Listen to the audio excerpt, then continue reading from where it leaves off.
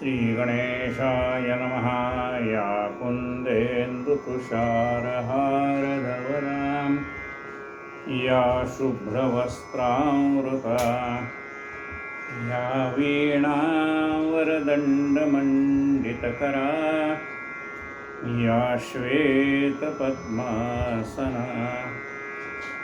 या ब्रह्माच्युतशङ्करप्रभृतिभिर्देवैः सदा वन्दिता सा मां पातु सरस्वती भगवती निःशेषदाढ्यापहा। मूकं करोति वाचालं पङ्गुं लङ्घयते गिरिं यत्कृपातमहं वन्दे परमानन्दमाधवम्। नारायणं नमस्कृत्यं नरं चैव नरोत्तमं देवी सरस्वतीं व्यासं ततो जयमुदीरयेत्। वसुदेवसुतं देवं कंसचाणूरमर्दनं देवकी परमानन्दं कृष्णं वन्दे जगद्गुरुं। गुरुर्ब्रह्मा गुरुर्विष्णु गुरुर्देवो महेश्वरः गुरुः साक्षात् परब्रह्म तस्मै श्रीगुरवे नमः। श्रोता वक्ता श्रीराम जय जय। काल आपला कथाभाग चालला होता गजाविजय ग्रंथ अध्याय 9 शेवटचा आपण त्या अध्यायातला प्रसंग पाहिला की बाळकृष्ण रामदासाला गजानन महाराजांनी समर्थ स्वरूपामध्ये दर्शन केलं आणि त्यानंतर मी एक सवय म्हटलेली होती, तेव्हा ती सवय काय होती एवढं पाहू आणि पण नवीन अध्यायाला सुरुवात करू। धन्य धन्य शेगाव नगरी, जेथे वसे श्री समर्थ स्वारी। गजानन वेश घेऊनी पृथ्वीवरी पुन्हा योगी अवतरले। कंथा कुबडी काही नाही, कंथा कुबडी काही नाही, चिलीम हाती घेऊन पाही ब्रह्मानंदी निमग्न। तेथे सज्जन कडी करी वास, तेथे सज्जन गडी करी वास। येथे शेगावी करी निवास, तेथे कल्याण शिष्य सेवेस, येथे भास्कर सेवेला। ऐशी श्री समर्थ गुरुमाऊली जी मम आजोबाते पावली, तीच समर्थ गुरुमाऊली मज शेगावी दर्शन देतसे। जय जय रघुवीर सब। श्री गणेशाय नमः। हे अरूपा अव्यय परमात्मा कसा आहे? अरूप आहे, म्हणजे त्याला रूप नाही आहे। निर्गुण निराकार आहे। बघा, निर्गुण निराकार म्हणजे ज्याला आकार नाही असा, पण निर्गुण निराकार असून सुद्धा तो सगुण साकार होतो। कोणासाठी सगुण साकार होतो? आपल्या भक्तांच्या कल्याणासाठी तो सगुण साकार होतो।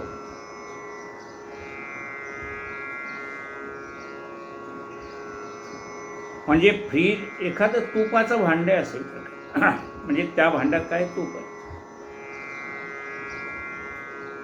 थिजले म्हणजे फ्रीजमध्ये ठेवल्यामुळे घट्ट झालं, काय तूप थिजले आणि गॅसवर ठेवल्यावर काय झालं, विरघळलं. मग थिजलं म्हणजे घट्ट झालं तरी तूपच आहे आणि पातळ झालं तरी तूपच आहे. निर्गुण आहे तेही परब्रह्मच आहे आणि सगुण साकार झालंय ते भक्तांच्यासाठी म्हणून तेही परब्रह्मच आहे. हे अरूपा अव्यय, हे अरूपा म्हणजे ज्याला रूप नाही असा तो परमात्मा. हे अरूपा अव्यय, अव्यय म्हणजे काय? आता आपण पाहतो की आपल्याजवळ काही पैसे आहेत, त्यातले आपण खर्च केले तर आपण काय म्हणतो, व्यय झाला म्हणजे कमी झाले. म्हणजे आपल्याजवळ समजा 100 रुपये आहेत, त्यातले 20 रुपये खर्च केले तर 20 रुपयाचा काय झाला, व्यय झाला. म्हणजे ज्या गोष्टीतनं कमी कमी होत जातो, आता आज 20 रुपये खर्च केले, उद्या 40 रुपये खर्च केले, असे काय होईल, कमी कमी होत जातील, म्हणून त्याला व्यय म्हणतात. आणि अव्यय याचा अर्थ काय, ज्याचा व्यय होत नाही असं. म्हणजे जे अविनाशी तत्व आहे ते काय आहे, अव्यय. हे अरूपा अव्यया पूर्ण ब्रह्मा पंढरीराया, पूर्ण ब्रह्म परब्रह्म आहे. परब्रह्म आहे ते पूर्ण रूपाने अवतीर्ण झाले. प्रतिपदेला चंद्राची एक कला दिसते, मग दुसरी दिसते, मग तिसरी, आणि पौर्णिमेला पूर्ण चंद्र दिसतो. तसा हा परब्रह्म पूर्ण रूपाने अवतीर्ण झालेला आहे. मग म्हणाले तिथं पूर्ण रूपाने तर अंश रूपाने कुठे आहे? तो अंश रूपाने आपल्यामध्ये, त्याला जीवात्मा म्हणतंय. आणि तो कोण आहे, परमात्मा. आपल्यामध्ये आहे तो, पण तो अंश रूपाने आहे. म्हणजे परमेश्वर, जसं आपण म्हटलं की परमेश्वराकडे जेवढे गुण आहेत तेवढे आपल्यामध्ये, पण ते अंश रूपाने. कसं आहे, भगवंताच्याकडे काय आहे, सृष्टी निर्माण करणे, सृष्टीचं पालन करणे आणि सृष्टीचा संहार करणे. आपण प्रजोत्पत्ती करतो म्हणजे मुलाबाळांना जन्म देतो, ते ब्रह्म्याचं काम आपल्याकडनं अंश रूपाने होतं. त्या मुलाबाळांचा आपण सांभाळ करतो, ते विष्णूचं काम आपल्याकडनं होतं. मुलाला एकदा सांगून पाहतो, दोनदा सांगून पाहतो, तीनदा सांगून पाहतो, नाही ऐकले की एक रट्टा ठेवून देतो, त्याला शंकराचं काम आपल्याकडे. शिक्षा करणं हे शंकराचं काम, ते आपल्याकडे, म्हणजे आपण करतो. आता दुसरा गुण काय त्या भगवंताकडे, तो अनेक रूप घेतो. अनंत रूपे अनंत वेशे. आता बघा, प्रत्येकाचा वेश वेगळा आहे. कुणाचा वकिलाचा वेश वेगळा आहे, डॉक्टरांचा वेश वेगळा आहे. म्हणजे प्रत्येकाचा वेश वेगळा आहे. कंपाऊंडरचा वेश वेगळा. म्हणजे असे सगळ्यांचे वेश वेगवेगळे आहेत. प्रत्येकाचा वेश वेगळा आहे. आता नाटकामध्ये एखादा नट जर अनेक भूमिका करत असेल तर प्रत्येक वेळेला त्याला त्या नवीन भूमिकेत शिरताना अंगावरचा वेश खाली काढून ठेवावा लागतो. मग नवीन वेश घालायचा. कुठे पाहिलं आपण असं नाटकामध्ये, तो मी नव्हेच. त्याच्यामध्ये तो एकटाच, कधी कॅप्टनचं रूप घेऊन येतो, कधी संन्यासाचं रूप घेऊन येतो, कधी कुणाचं कधी कुणाचं कधी कुणाचं. म्हणजे तो एकटाच आहे, पण प्रत्येक वेळेला त्याला वेगवेगळ्या भूमिकेत जायचं असेल तर वेगवेगळा वेश परिधान करतो.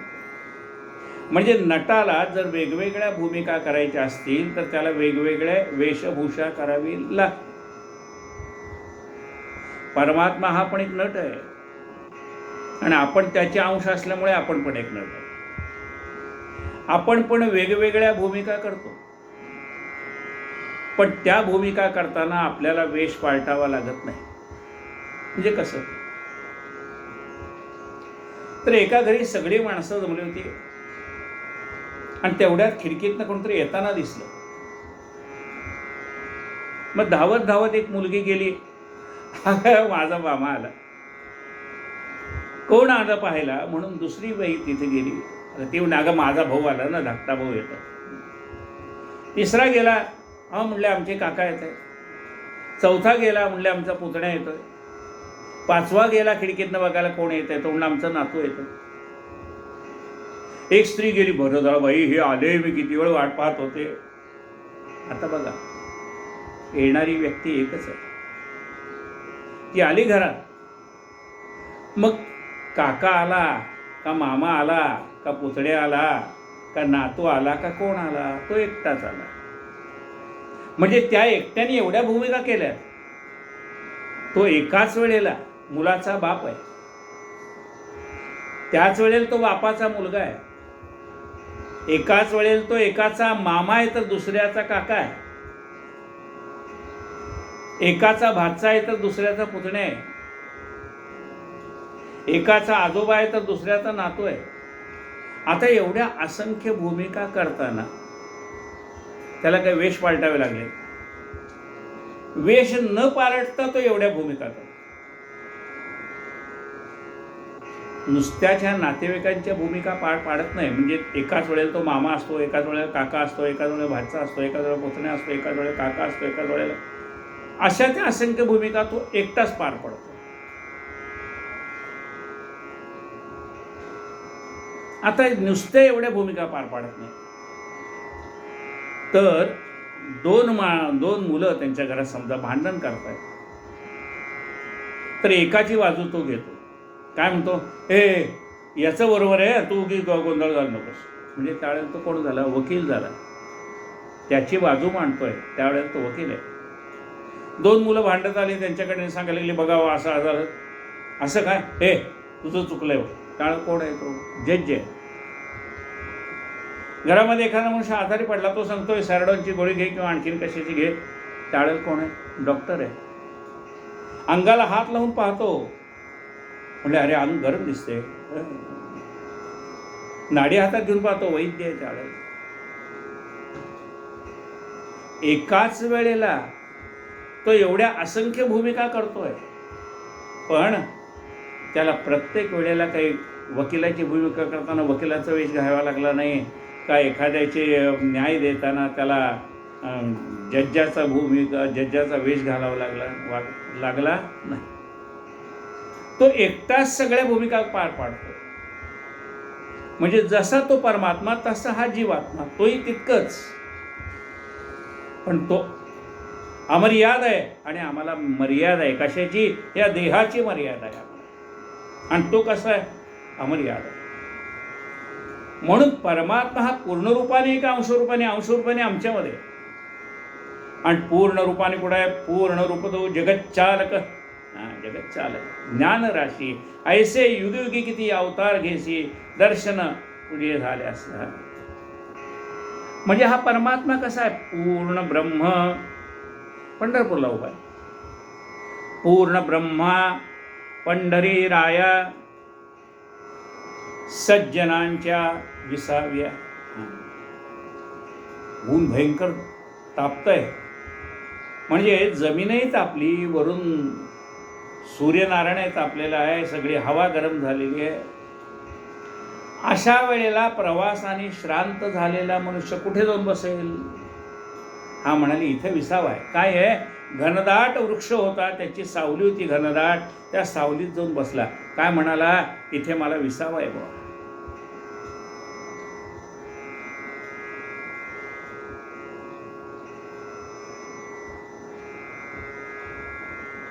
सावलीचं महत्व कधी आहे, उन्हामध्ये फिरल्यानंतर त्याला सावलीचं महत्व कळतं की सावलीत 5 मिनिटं बसलो म्हणजे काय होईल, माझा सगळा श्रम परिहार होतोय. त्या श्रांत झालेल्या माणसाला जसं घनदाट सावली देणाऱ्या वृक्षाखाली बसल्यानंतर मनाला विसावा मिळतो, शरीराला विसावा मिळतो, तसा हा परमात्मा आहे. कोण आहे, सज्जनांची हा विसाव्या.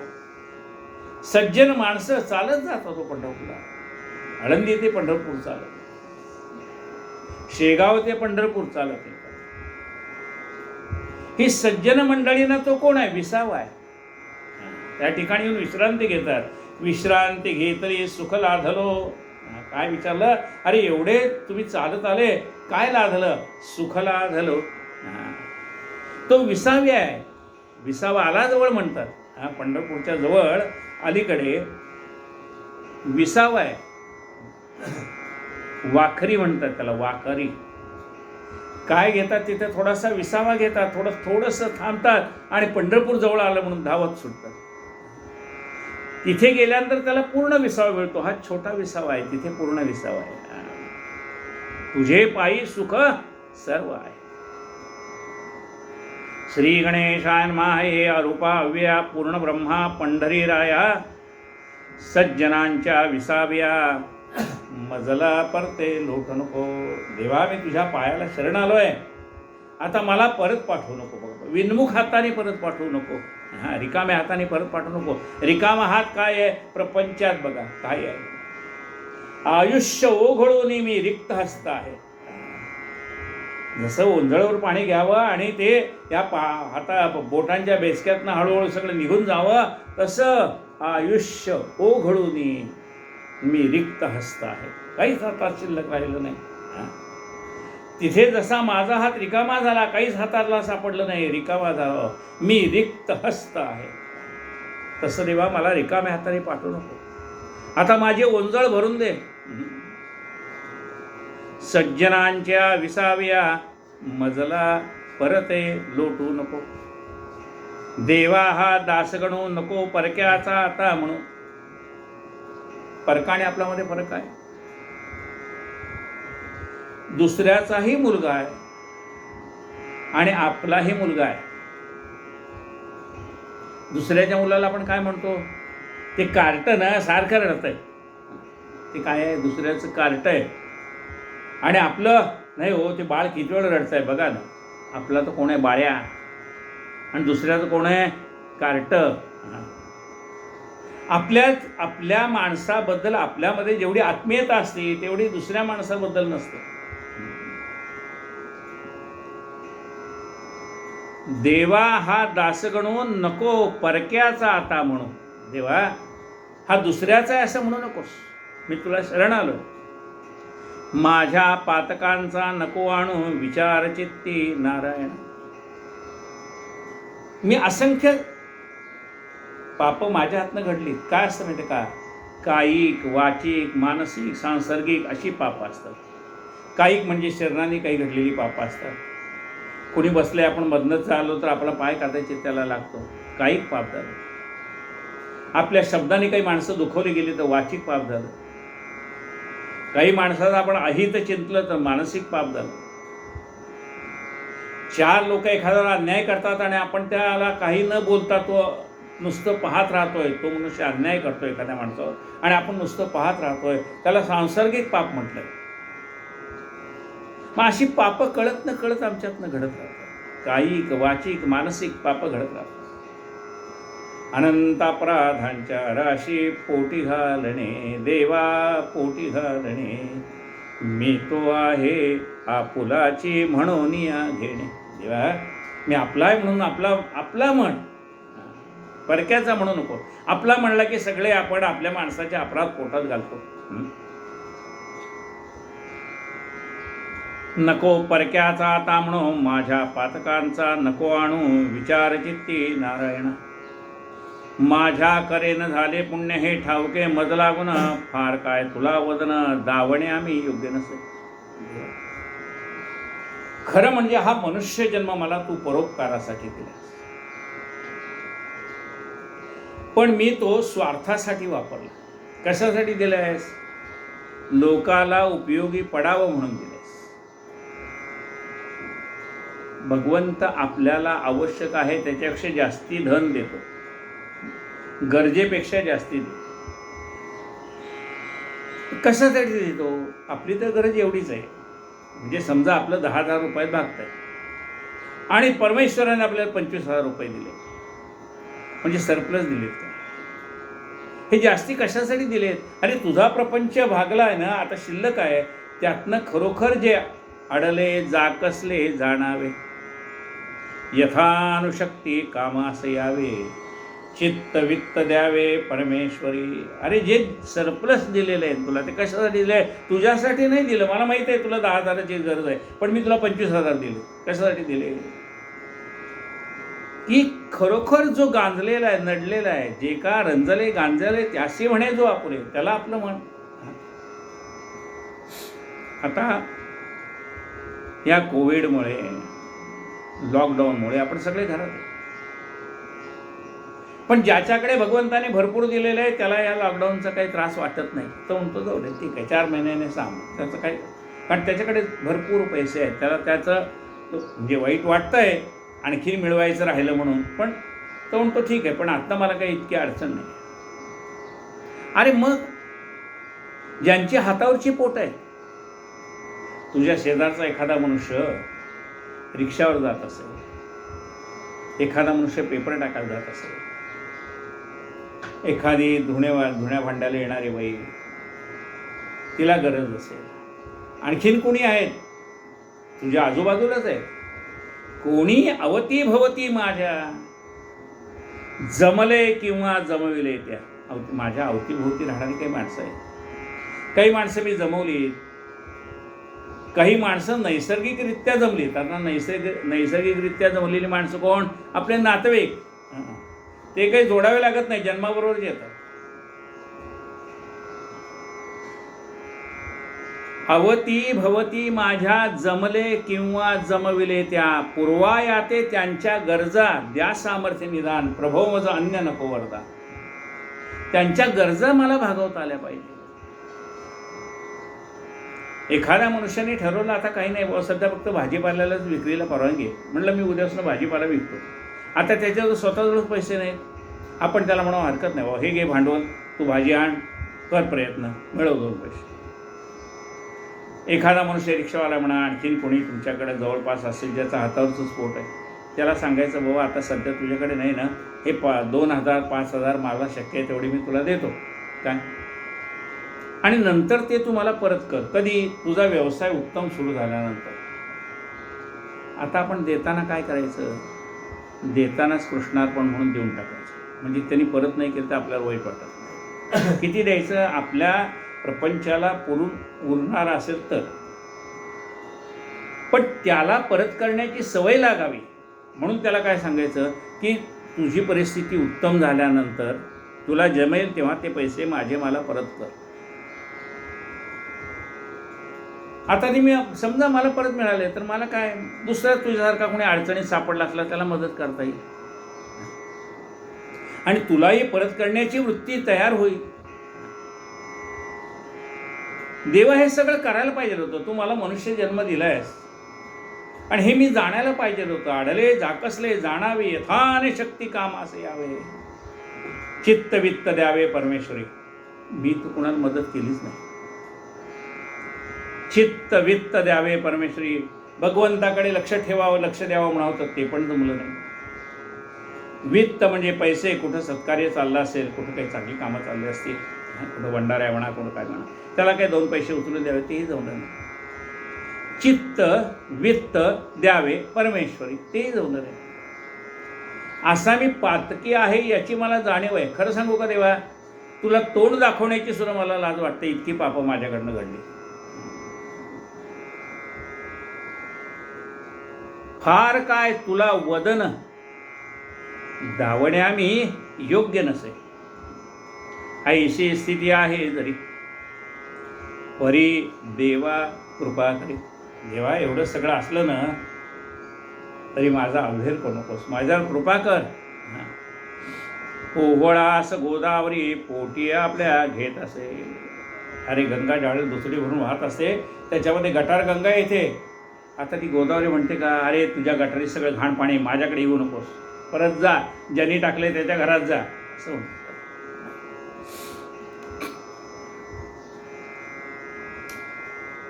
ओहोळा असं गोदावरी पोटी आपल्या घेत असे तैसे तुवा करावे, दुःख अवघे निवारावे, पातकाला न उरू द्यावे, माझ्या ठाई यत्किंचित. देवा माझं दुःख हरण कर, माझी सगळी पाप जाळून टाक. कृपा कृशाने करून या. आता कृपा कृशाने म्हणजे कशाने? अग्नी जसा सगळ्या वाळलेल्या गवताला जाळून टाकतो, तशी माझी सगळी पाप, कृशान म्हणजे अग्नी, ती सगळी पाप जाळून टाकतो. तू आणल्या मनात अवघेच काही घडून येत, रंकाचाही राव होत तुझा लाधता वशीला. देवा, तुझ्या मनात जर आलं ना,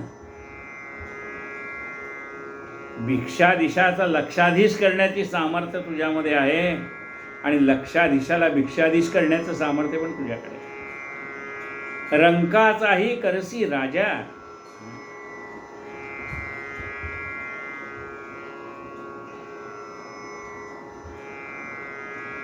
केरळ देशातली गोष्ट आहे, त्या काळातली जुनी गोष्ट आहे.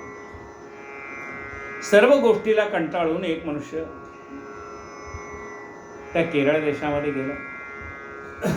तिथला राजा मरण पावलेला होता, म्हणून हत्तीच्या सोंडेमध्ये एक हार दिला होता, आणि असं ठरवलं होतं की ती हत्ती ज्याच्या गळ्यात माळ घालेल त्याला राजा करायचं. हा भणंग तिथं उभा आहे. भणंग म्हणजे याच्याजवळ काही नाही असं. त्या हत्तीणींनी त्याच्या गळ्यात माळ घातली.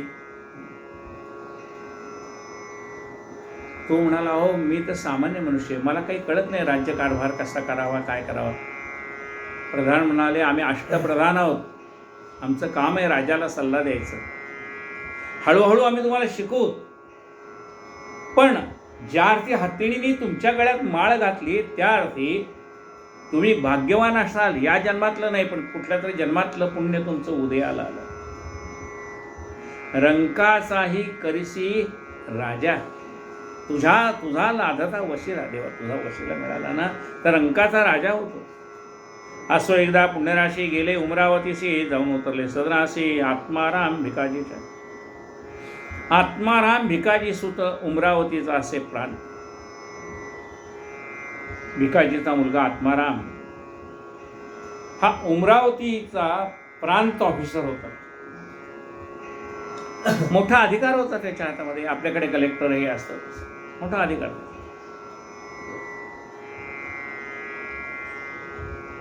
कायस्थ प्रभू याची जात, हा संतांचा प्रेमी अमित, सदाचार संपन्न ग्रहस्थाश्रमे वर्तत असे. हा कायस्थ प्रभू याची त्या जातीत जन्माला आलेला होता. पण याच्या मनामध्ये संतांच्या विषयी प्रेम होतं.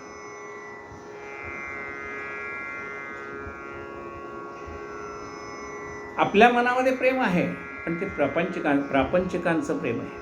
प्रपंचातली माणसं भेटल्यानंतर आपल्याला आनंद होतो, त्यांच्याविषयी आपल्या मनामध्ये प्रेम आहे. पण याच्या मनामध्ये प्रेम आहे कोणाचं? संत भेटी झाली, मला कसे संत भेटतील, हा त्याच्या प्रेमाचा विषय आहे.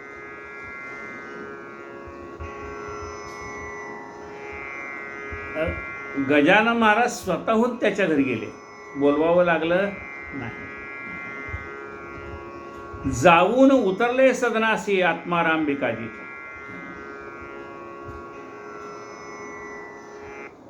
हा संतांचा प्रेमी अमित, सदाचार संपन्न ग्रहस्थ. अमित म्हणजे भरपूर प्रेम, संतांच्या विषयी अत्यंतिक प्रेम असणारा.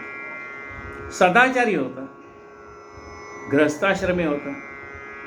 त्याच्या घरी समर्थ गेले ते त्याने सांग पूजले, मंगल स्नान घातले उष्णोदकाने गजानन.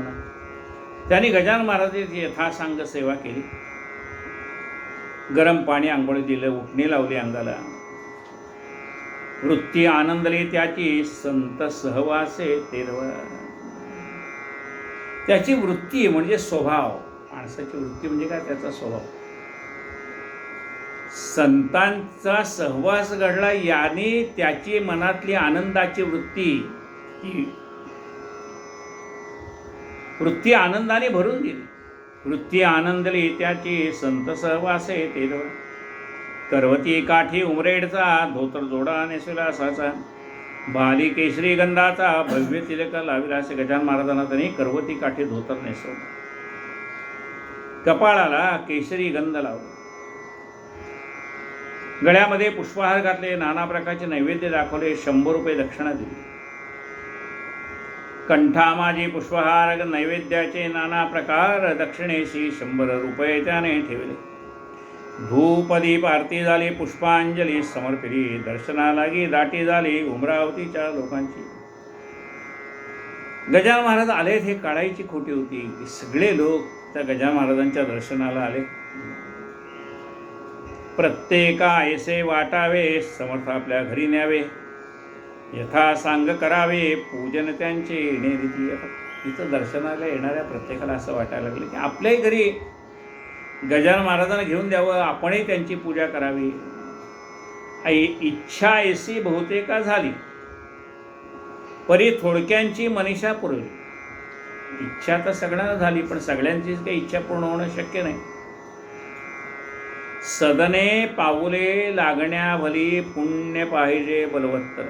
आपल्या घराला संत यावे त्याच्यासाठी पुण्याचा संचय व्हावा लागतो. पुण्य पाहिजे बलवत्तर. ते ज्यांच्यापाशी होते समर्थ गेले तेथे तेथे. ज्यांच्याजवळ तेवढं पुण्य होतं ते परमात्म्याला कळतंय ना त्या ठिकाणी परमात्मा गेले. गजानन महाराज गेले. काकी साधूस अवघे कळते अंतर्ज्ञाने करून. साधूला अंतर्ज्ञानाने प्रत्येकाचा आचार विचार कसा आहे त्या कळतं का. गणेश श्रीकृष्ण खापर्डे उमरावतीचे ग्रहस्थवडे वकिली ते ज्यांच्या पुढे ढीग रुपयाचे पडते की. दादासाहेब या प्रत म्हणत होते वराडात हा सज्जन भाविक अत्यंत ब्राह्मण शुक्ल यजुर्वेदी. गणेशप्पा खापर्डे उमरावतीचे ते वकील होते. त्यांना दादासाहेब खापर्डे या नावाने ओळखत होते. वकिली त्यांच्या पुढे रुपयाचे ढीग पडत होते म्हणजे ते मागेल ती वकिलाची फी द्यायला लोक तयार असायचे.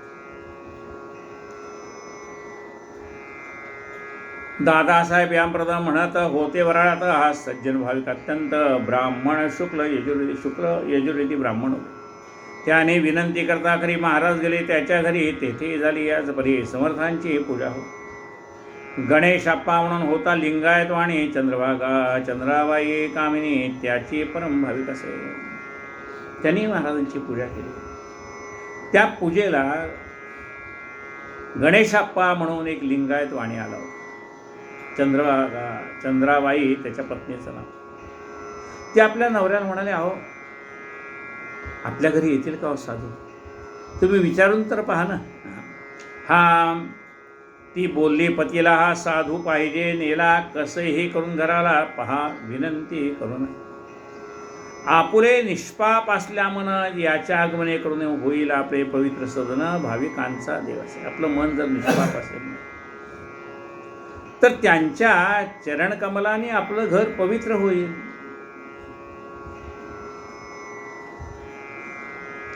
कसं आहे संत मनातलं ओळखतात. आपलं मन निष्पाप आहे की नाही ते ओळख.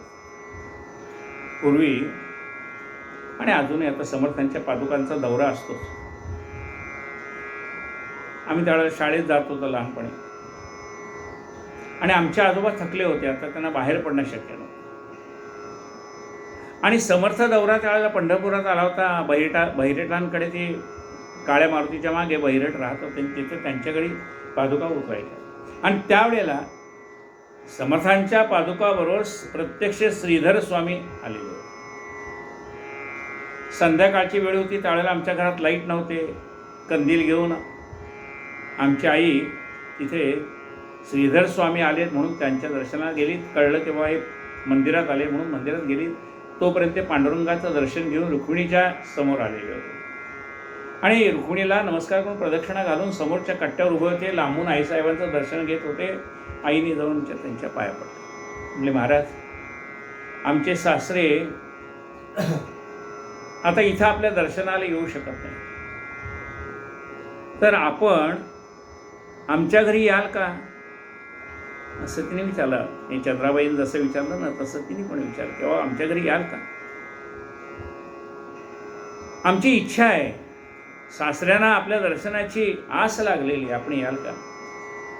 त्याने 1 मिनिट रुक्मिणीकडे पाहिलं आणि रुक्मिणी मातेकडे पाहून सांगितलं, मला तुमच्या घरी यायची आज्ञा आहे. आणि रात्रीच्या वेळेला मला आठवतं आहे अजूनही, रात्रीच्या वेळेला श्रीधर स्वामी आमच्या घरी आले आणि मग त्यांनी आमच्या आजोबांना त्यांची पाद्यपूजा केली. त्यांना आमच्या आजोबांनी त्यांचं दर्शन घेतलं. तात्पर्य काय? कथा महत्त्वाची नाही, कथेचं तात्पर्य महत्त्वाचं आहे. तात्पर्य काय आहे? आपुले निष्पाप असल्या मन, आपलं जर मन निष्पाप असल्यानं संत ओळखतात. आपुले निष्पाप असल्या म्हणा, याच्या आगमने करून होईल आपले पवित्र सदन भाविकांचा देव असे. हा देव भाविकांचा आहे. आपल्या मनातला शुद्ध भाव तो जाणतो. गणेशप्पा म्हणे, तिला वेड लागले आहे तुला, हा सदनी साधू न्यावयाला वशिला पाहिजे बलवत्तर. पहा खापरड्या लागून हा साधू न्यावया सदने, श्रम पडले ते आण ध्याने, उगा हट्टक धरू नको. चंद्राबाई म्हणे, नाथा हे न पटे माझ्या चित्ता, सांगे माझी मनोदेवता, सदनी साधू येतील. तुम्ही करा हो त्यांना नुसती, सदनी येण्यास विनंती. गरीबावरी असते प्रीती, संतांची ती विशेष. परी आप्पा बोलेना छाती त्याची होईना, बोलवावयासे निज सदना, श्री गजानन साधू ते. महाराज बदले अखेर गणेशाप्पाचा धरून कर, तुझे किती आहे सदन दूर, तेवढे सांग मला. आता याची काही बोलायची छाती होईना, पण महाराजांनीच त्याला जवळ बोलव, इकडे रे, तुझ्या घरी मी यावं असं तुला वाटतंय ना. पण आपली भावना व्यक्त करण्याचं सामर्थ्य, धाडस तुझ्याजवळ नाही आहे. हरकत नाही. किती लांब आहे रे तुझं घर? आता जाता येईल का तुझ्या घरी? तुझे किती आहे सदन दूर, तेवढे सांग मला. तुझ्या सदनी वाटते यावे, काही वेळ बसावे. अरे मला असं वाटतं तुझ्या घरी यावं, थोड्या वेळ बसावं असं वाटतं.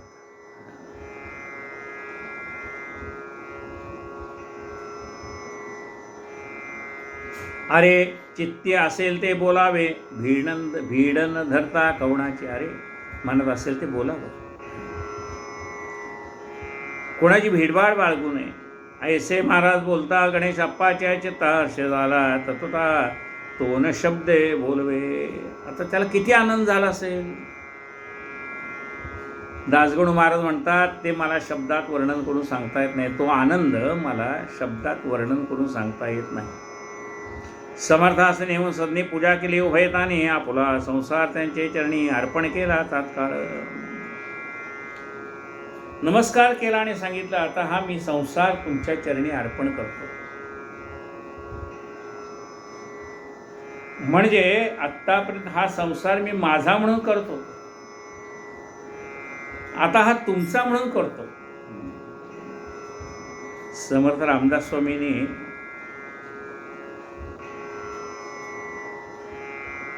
दासबोध लिहिल्यानंतर पुन्हा शिष्यांना बोध केला.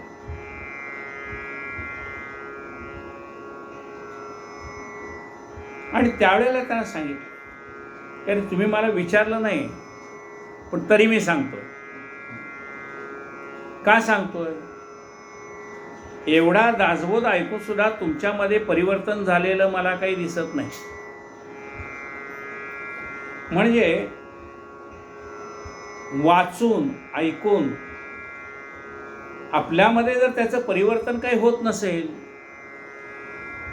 तर मग त्या वाचण्याला आणि ऐकण्याला तर काय अर्थ. त्यावेळे पार नाक्यावरती आपलं पहिलं उपासना केंद्र होतं, दुसरं लोणाडला झालं, तिसरं न्यू मनीषा नगरला आणि चौथं आता भुईवाडीला. तर त्या पार नाक्यावरच्या मंदिरामध्ये चातुर्मासाचं प्रवचन मी करतो. म्हणजे श्रीराम मंदिरामध्ये 3 वर्ष प्रवचने केली, 84 ते 87. त्यावेळेला तिथं होतं आपलं केंद्र. नंतर आपल्याला स्वतःची जागा झाल्यानंतर आपण तिथे पार नाक्यावर गेलो. मग पार नाक्यावर पुन्हा 87 पासून चालू होतं, तिथे 2-3 वर्ष प्रवचन झाले. म्हणजे जवळजवळ प्रवचन सुरुवात करून 5-7 वर्ष झाली. आणि मग एके दिवशी प्रवचन करता करता माझ्या मनात विचार आला की अरे, आपण प्रवचन करतोय हे खरं आहे, मग समोरचा श्रोता सुधारतोय का नाही? सुधारला तर उत्तम आहे, नाही सुधारला तर त्याचा भाग आहे तो. पण तू एवढं तत्वज्ञान जगाला सांगतो, तुझ्यामध्ये काही सुधारणा आहे का? हा कोणाचा संवाद होता? आपुलाची संवाद आपुलाशी. मी माझ्या मनाचे विचार केला की अरे, आपण लोकांना तत्वज्ञान सांगतो, स्वतःच काय फरक पडला? मग त्यावेळेपासून मी आमच्या तिथल्या कार्यकर्त्यांना सांगितलं, वा, तर पूर्वीच्या काय होतं, लोक पुराणाला आले, प्रवचनाला आले की घरून येताना थोडं पिशवीमध्ये थोडेसे तांदूळ घेऊन यायचे, पैसे घेऊन यायचे. त्यावेळेला 2 पैसे 5 पैसे अशी नाणी होती. तर ते थोडंसं चिमटभर असं तांदूळ त्याचे ठेवायचे, पुढं पातेले ठेवलेले असे, तेवढे तांदूळ ठेवायचे, याच्यात पैसे ठेवायचे. मग म्हटलं आता आताचा जो चातुर्मास आहे, आमच्या कार्यकर्त्यांना सांगितलं की ह्या चातुर्मासामध्ये पुढं येणारे सगळे तांदूळ तुम्ही बाजूला काढून ठेवा. मग रोज थोडे थोडे थोडे थोडे, आता लक्षात घ्या, 4 महिने म्हणजे 120 दिवस. आता त्या 120 दिवसात थोडे थोडे म्हटलं तरी डबेच्या डबे भरून जायचे. मग मी त्यांना काय म्हणायचं, आपल्याकडे काम करणारी जे आहेत ना सेवेकरी मंडळी, त्यात कुणाला गरज आहे त्यांना तुम्ही देऊन द्या. पहिला चातुर्मास झाला. दुसरा चातुर्मास आला, पुन्हा मनामध्ये विचार आला, का रे बाबा, आता मागच्या वेळेला तो तांदूळ घ्यायचं सोडले खरं, पण आता काय आणखीन काही परिवर्तन आहे का तुझ्यामध्ये? काही तुला वाटतं का? बघा, मनाचा निश्चय झाला पाहिजे ना. माणसाला लोभ सहजासहजी सुटत नाही, आणि तो एकदम सुटत नाही, हळूहळू सुटतो. मग आता ह्या वर्षी काय करायचं ठरवलं? ह्या चातुर्मासात तुझा काय नियम आहे? म्हणले ह्या चातुर्मासात तांदूळ तर घ्यायचेच नाही, पण पुढे येणारे पैसे पण घ्यायचे नाही. झालं. मग रोज 2 पैसे 5 पैसे 10 पैसे, अर्थात त्यावेळेस पैशालाही किंमतच होती ना. हां, ते बाजूला काढून ठेवायला सांगितलं. 4 महिन्याचे जेवढे जपतील ते म्हटलं, आता इथं जे काम करतात किंवा कोणी गरजू आहेत त्याला ह्या पैशातनं आपण त्यांना वह्या म्हणा काय लागेल त्याच्यातनं खर्च करा. दुसरा चातुर्मास झाला. तिसरा चातुर्मास आला. पुन्हा विचारलं, का रे बाबा, आपुलाचे संवाद आपण दुसऱ्याला कशाला सांगायचं? आपुलाचे संवाद आपल्या मनाशी संवाद चाललेले आहे. का रे बाबा, आता काय? म्हटलं, मग यावर्षी आपण असं करू, मनाशीच काय ठरवू? यावर्षी आपण असं करायचं की तांदूळ तर घेतच नाही आता, आपण पुढे येणारे पैसेही घेत नाही. पण लोक काय करतात की चातुर्मास संपल्यानंतर मग एकदम दक्षिणा देतात. मग कोणी 50 रुपये देते, कोणी 100 रुपये देते, कोणी त्याच्या ऐपतीप्रमाणे काय असेल.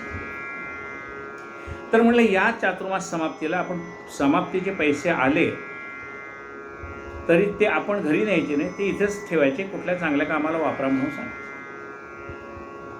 तो चातुर्मास गेला. त्याच्या पुढचा चातुर्मास आला. पुन्हा मनाशी विचार केला, का रे भाऊ, आता काय तुझ्या मनात आहे? आता काय सोडायचं आहे तुला? मग म्हटलं आपण ह्या चातुर्मासात असं करूया की कपडे लत्ते जे येतात ते आपण घ्यायचे नाही. म्हणजे घ्यायचे आले तरी ते स्वीकार, काय त्या ठिकाणी नाही म्हणून चालत नाही, आले तर घ्यायचे. आणि ते गरजवंतांना त्यांना सांगायचं की ज्याला पाहिजे त्यांनी यातनं घेऊन जा. मग ते कोणी शर्ट पीस, कोणी पॅन्ट पीस, कोणी साडी, कोणी काय रुमाल, हात रुमाल, कोणी काय. त्याच्या पुढचा चातुर्मासाला, का रे भाऊ, काय विचारायचं? म्हणलं आता मग काय व्हायला लागलं, लोक हुशार, लोक विचार करायला लागले, गुरुजी तांदूळ घेत नाही, आणायचे ते, पण त्यांना कळलं हे घेत नाही, पैसे घेत नाही, चातुर्मास समाप्तीचे घेत नाही, कपडे लत्ते घेत नाही, द्यायचे ते, पण त्यांना माहिती आहे की गुरुजी हे नेणार नाहीत घरी. मग आता नाही म्हणलं, आता ते लोक काय करायला लागले आयडिया माहिती का, कॉन्ट्रीब्युशन काढून चातुर्मासाचे ते चांदीचा पेला दे किंवा आणखीन काही दे असं करायला लागले. मग ठरवलं की यापुढे येणारी कोणतीही वस्तू, मग ती चांदीची असो का सोन्याची असो, घ्यायची नाही.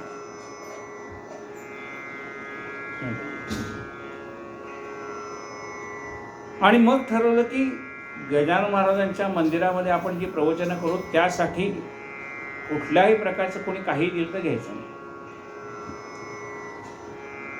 आणि इतर ठिकाणी समजा आपण प्रवचनाला गेलो तर कोणी काही बिदागी दिली तर त्यातलं कुठल्या तरी चांगल्या कामाला आपल्याला ज्यावेळेला वाळायला वाटेल ते पैसे घ्यायचे त्यांच्याकडे बिदागीचे, पण ते घरी न वापरता कुठल्या चांगल्या कामाला ते वापर. म्हणजे परिवर्तन हे आपल्या बाकीच्याच हो का न हो, सांगणाऱ्यात तर झालं पाहिजे ना. आणि म्हणून कथा ऐकायच्या आहेत, प्रवचनं ऐकायची आहेत, पण आपल्यामध्ये फरक पडतोय का? आपण असा चातुर्मासात एक प्रयोग करूयात का? मी आपला तुमचा सल्ला म्हणून विचारतो. हां, आता 15 दिवस मी आज 17 तारीख म्हणजे 17 दिवस गेले.